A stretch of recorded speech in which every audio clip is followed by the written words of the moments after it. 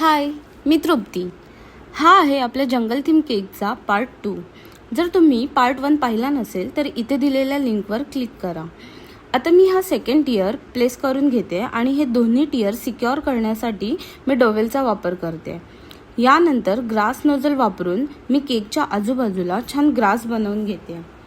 अशा लहान लहान डिटेलिंगमुळे केक जास्त सुंदर दिसतो.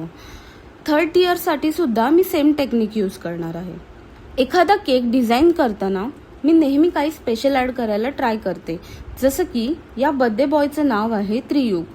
ते मी क्रीम किंवा फॉन्डंटचा वापर न करता डिरेक्ट फोटोमध्येच एडिट केलं आहे. यामुळे केक दिसायला खूपच प्रोफेशनल दिसतो. आता तुम्हाला प्रश्न पडला असेल, हे ॲनिमल प्रिंट्स कुठून आणले?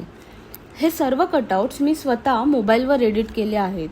मग जवळच्याच स्टेशनरी शॉपमधून याची फोटो प्रिंट काढून आणली.